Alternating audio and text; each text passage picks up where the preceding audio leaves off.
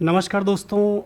आज का क्लास हम स्टार्ट करें इसके पहले मैं आप सभी से एक ऐसे मुद्दे पर बात करना चाहता हूं जहां से आपके एग्ज़ाम में बिल्कुल आने वाले आगामी एग्ज़ाम में प्रश्न देखने को मिलेगा।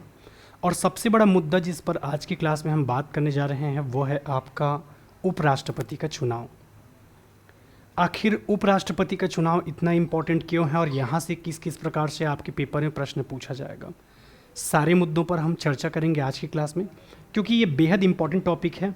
और आप सभी को मैं बताना चाहता हूँ कि आज शाम तक हमारे नए उपराष्ट्रपति कौन रहेंगे ये हमको पता चल जाएगा। तो बिल्कुल जितने भी अभ्यर्थी हैं जो लगातार हमसे जुड़े हुए हैं, सबसे पहले आप हमारे इस साध्य PSC एकेडमी के चैनल को सब्सक्राइब कर दें और जितना ज़्यादा हो सके लोगों तक शेयर करें, ताकि ऐसे ही इन्फॉर्मेशन वाले वीडियो मैं आपके लिए बनाता रहूँ। ठीक है, सबसे पहले यदि मैं बात करूं तो उपराष्ट्रपति के लिए कैंडिडेट की घोषणा की गई है। ठीक है, एक तरफ आप देख रहे हैं, ठीक है, एनडीए ने अपना प्रत्याशी घोषित किया है और दूसरी तरफ आपके कांग्रेस ने भी अपना उम्मीदवार की घोषणा की है। तो बिल्कुल आखिर इन दोनों में कैसे कैसे आपका सिनारियो रहेगा, कौन जीतेगा कौन हारेगा, इन सभी मुद्दों पर हम बात करेंगे आज के क्लास में। और ये वीडियो चूँकि अभी बन रहा है आपका और अभी आपके शाम होने में काफ़ी लंबा टाइम है। ठीक है, तो शाम होने में काफ़ी लंबा टाइम है, पर मैं अभी आपको ऑफिशियली बता दूंगा कि क्या हो सकता है, शाम को आपको रिजल्ट देखने को मिल सकता है। यदि मैं बात करूं सबसे पहले, ठीक है, तो उपराष्ट्रपति के चुनाव में भाग कौन कौन लेता है और उस आधार पर यदि हम बात करेंगे तो बिल्कुल आपको क्लियर हो जाएगा। सबसे पहले यदि मैं बात करूं कि उपराष्ट्रपति के चुनाव में, ठीक है, उपराष्ट्रपति के निर्वाचन के बारे में मैं बात करूं तो उपराष्ट्रपति का निर्वाचन कराता कौन है, सबसे पहला प्रश्न। ठीक है, तो याद रखना है उपराष्ट्रपति का चुनाव करवाता है आपका केंद्रीय निर्वाचन आयोग। कौन करवाता है? आपका केंद्रीय निर्वाचन आयोग आपका क्या करवाता है? चुनाव करवाता है। पेपर में यदि पूछा जाएगा तो आप सभी को याद रखना है केंद्रीय निर्वाचन आयोग उपराष्ट्रपति का क्या करवाता है? चुनाव करवाता है। ठीक है, अब हम ये देखेंगे कि उपराष्ट्रपति के चुनाव में भाग कौन कौन लेते हैं। तो उपराष्ट्रपति के चुनाव में कौन कौन भाग लेते हैं आपके, तो याद रखना है लोकसभा और राज्यसभा के, ठीक है, लोकसभा और राज्यसभा के निर्वाचित और मनोनीत दोनों सदस्य आपके भाग लेते हैं। पेपर में यदि पूछा जाएगा तो याद रखना है लोकसभा और राज्यसभा के निर्वाचित और मनोनीत सदस्य दोनों भाग लेते हैं। ठीक है, जबकि राष्ट्रपति के चुनाव में कौन कौन भाग लेते हैं? लोकसभा, राज्यसभा, इसके अलावा विधानसभा के सदस्य भी भाग लेते हैं और वहाँ पर राष्ट्रपति के मामले में केवल और केवल निर्वाचित होता है।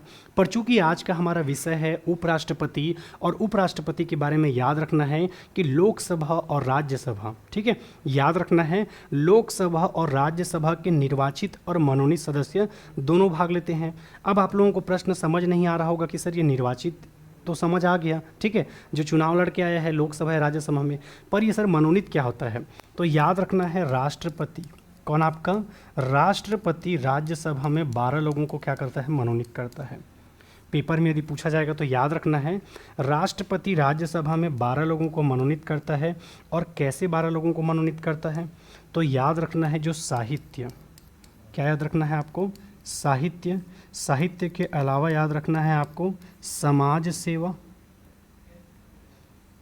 ठीक है, एक हो गया साहित्य, एक हो गया आपका समाज सेवा,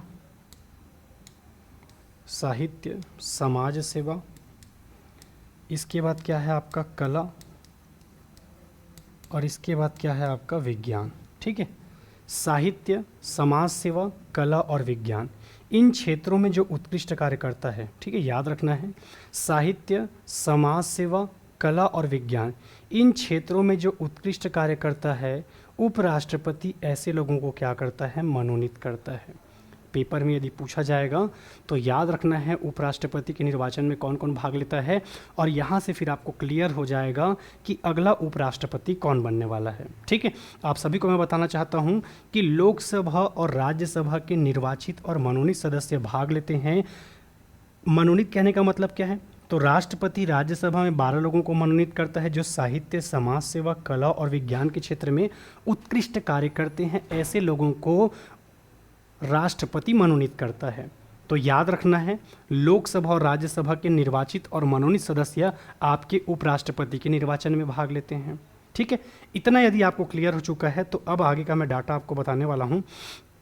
आगे का डाटा कुछ इस प्रकार से है। ठीक है, एक तरफ आप देख रहे हैं उपराष्ट्रपति के दौड़ में दो लोगों के बीच चल रहा है। ठीक है, एक तरफ आपको देखने को मिल रहे हैं सीपी राधाकृष्णन, ठीक है, और एक तरफ आपको देखने को मिल रहा है बी सुदर्शन रेड्डी। ठीक है, इन दोनों के बीच आपका प्रमुख रूप से उपराष्ट्रपति का चुनाव में मतदान किया जाएगा। ठीक है, अब यहाँ पर से मैं आपको क्लियर कर दूंगा कि कितने कितने मतदान के साथ आपके उपराष्ट्रपति के चुनाव में कौन शाम तक बाजी मार सकता है। ठीक है, आज चूँकि 9 सितंबर है और 9 सितंबर को ये कहा गया था, ठीक है, ऑफिशियल घोषणा किया गया था 9 सितंबर को कि सुबह 10 बजे से शुरू होगा और शाम के 5 बजे तक समाप्त होगा मतदान, और 6 बजे शाम के बाद परिणाम की घोषणा संभव है। ठीक है, संभवतः आज आपके घोषणा कर दिया जाएगा। इनकेस कुछ लेट वेट होता है तो वो कल तक भले जाएगा। बाकी मैक्सिमम चांसेस ये है कि आपका 5 बजे तक मतदान होगा, उसके बाद 6 बजे के आसपास कोशिश करेंगे परिणाम जारी करने का, क्योंकि परिणाम की जो घोषणा की जाएगी उसको संभवतः बताया गया है। तो अभी फिलहाल घड़ी में जितने भी बजे होंगे आपके, बिल्कुल अभी क्या चल रहा होगा, आपका उपराष्ट्रपति का चुनाव चल रहा होगा। ठीक है, अब यहाँ पर यदि मैं बात करूँ, ठीक है, निर्वाचक मंडल की मैं बात करूँ तो 788 सदस्य थे। ठीक है, जिसमें से अभी वर्तमान में आपके 781 सदस्य हैं, जिसमें से 543 आपके निर्वाचित सदस्य हैं लोकसभा से। ठीक है, 233 है कहाँ से, आपके राज्यसभा से, और वहीं मैं बात करूँ 12 आपके मनोनीत। ठीक है, इसके अलावा यदि हम बात करें तो 425 आपके सांसद एनडीए यानी कि बीजेपी के पास है, 324 आपके कांग्रेस जो कि सब निर्दलीय आपका जो भी था वो सब जो भी छोटी छोटी पार्टियां थी उनको मिला के 324, 7 आपके निर्दलीय और 3 दलों के सांसद जो कि इस बार उपराष्ट्रपति के चुनाव में मतदान करने वाले हैं। तो एक नॉर्मल से डाटा की मैं बात करूं, ठीक है, एक नॉर्मल से डेटा की मैं बात करूं तो एनडीए यानी कि बीजेपी के पास अभी 425 सांसद हैं।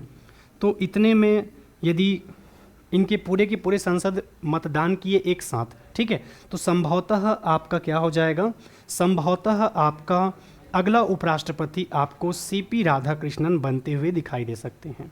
ठीक है, याद रखना है, सीपी राधाकृष्णन आपको अगले उपराष्ट्रपति बनते हुए दिखाई दे सकते हैं, क्योंकि 425 वोट है एनडीए के पास, आपके बीजेपी के पास। तो संभवतः आपको शाम को 6 बजे ये देखने को मिले कि आपके सीपी राधाकृष्णन आपको उपराष्ट्रपति बनते हुए दिखेंगे। ठीक है, और उसके बाद जब भी मैं क्लास पढ़ाऊंगा तो टेंशन मत लेना, हालांकि पिछले बार भी मैंने आपको उपराष्ट्रपतियों का क्रम बताया था।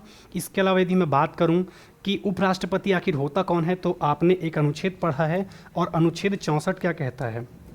ठीक है, याद रखना है किसके बारे में, अनुच्छेद 64 के बारे में आपको याद रखना है। पेपर में यदि पूछा जाएगा तो क्या चीज़ याद रखोगे, अनुच्छेद 64 में आपको याद रखना है कि उपराष्ट्रपति, क्या याद रखोगे, उपराष्ट्रपति कहाँ का सभापति होता है पूछेगा तो याद रखना है उपराष्ट्रपति राज्यसभा का क्या होता है, सभापति। उपराष्ट्रपति राज्यसभा का क्या होता है, सभापति होता है। ठीक है, पेपर में ये क्वेश्चन पूछा जाता है तो याद रखना है। इवन कि उपराष्ट्रपति को वेतन उपराष्ट्रपति होने के नाते नहीं दिया जाता, बल्कि आपके राज्यसभा का सभापति होने के नाते दिया जाता है। ठीक है, और याद रखना है उपराष्ट्रपति का वेतन कितना होता है पूछेगा तो याद रखना है 4 लाख रुपए। कितना होता है, 4 लाख रुपए होता है आपके उपराष्ट्रपति का वेतन। वहीं और कहाँ से प्रश्न पूछ सकता है आपके, ठीक है, तो और प्रश्न पूछ सकता है आपके अनुच्छेद किससे, ठीक है, अनुच्छेद आपके 63 से। 63 क्या कहता है, आपका उपराष्ट्रपति के पद के बारे में बात करता है, और उपराष्ट्रपति का पद हमने कहाँ के संविधान से लिया है, तो याद रखना है अमेरिका के संविधान से लिया है। ठीक है, ये सारे प्रश्न पूछ सकते हैं। ठीक है, इसके अलावा यदि मैं बात करूँ अनुच्छेद 69 जिसमें मैंने शपथ के बारे में आपको बताया था, आपके उपराष्ट्रपति को शपथ कौन दिलवाता है, ये भी प्रश्न पूछा जा सकता है आपके एग्ज़ाम में। ठीक है, उपराष्ट्रपति अपना त्याग पत्र किसको देगा, ये भी प्रश्न आपके एग्जाम में पूछा जाता है। तो सारी चीज़ मैं डिटेल में चर्चा करता रहूँगा क्लास में आप सभी से। एक बार आप सभी को मैं बताना चाहता हूँ कि जितने भी कंपटीशन एग्ज़ाम की तैयारी करने वाले बच्चे हैं उन सभी को मैं बताना चाहता हूँ कि इस टॉपिक से आपके एग्ज़ाम में प्रश्न पूछा ही जाएगा। सामने आपका जो भी एग्ज़ाम होगा उपराष्ट्रपति से संबंधित कोई भी चीज़ आप छोड़कर नहीं जाएंगे। ठीक है। इसके एक एक अनुच्छेद से लेकर, देखो सबसे पहले यहाँ से क्या क्या पढ़ना है मैं आपको बता देता हूँ, ठीक है। चूँकि सबसे पहले आपको याद रखना है आजकल व्यापम क्या खेल रहा है, ठीक है। व्यापम आजकल खेल रहा है क्रम वाला। तो अब तक आपके उपराष्ट्रपति कौन है ये पढ़ लेना।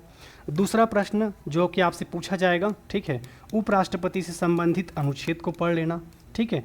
और सबसे इम्पॉर्टेंट चीज़ जो अनुच्छेद में आपको देखना है, एक चुनाव देखना है, ठीक है। उसके बाद चुनाव के बाद और क्या देखना है, तो आपके जो पिछले राष्ट्रपति थे उन पर महाभियोग लाने का प्रयास किया गया था, ठीक है। तो महाभियोग जैसी प्रक्रिया, महाभियोग जैसी प्रक्रिया, ये वाला कॉन्सेप्ट एक बार देख लेना है कि उपराष्ट्रपति का महाभियोग कहाँ से प्रारंभ होगा, ठीक है। इसके अलावा यदि मैं बात करूँ तो उपराष्ट्रपति को शपथ कौन दिलवाता है। इसके अलावा ये भी देखना होगा आपको कि उपराष्ट्रपति अपना त्यागपत्र किसको देखता है, ठीक है। इसके अलावा आपको ये भी देखना होगा कि उपराष्ट्रपति कहाँ का सभापति होता है, क्योंकि ये सब ऐसे टॉपिक हैं जहाँ से आपके एग्ज़ाम में प्रश्न पूछा ही जाएगा, ठीक है। बिल्कुल यहाँ से कोई ना कोई क्वेश्चन आपको देखने को मिलेगा, सामने आपके आगामी जो भी एग्ज़ाम होगा उसमें आपको देखने को मिलेगा, ठीक है। चलिए क्लियर यहाँ तक, ठीक है। तो बिल्कुल ऐसे ही मैं अपडेट वाला वीडियो आपके लिए लाता रहूँगा, ठीक है। ऐसे ही अपडेट वाले वीडियो मैं आपके लिए लाता रहूँगा।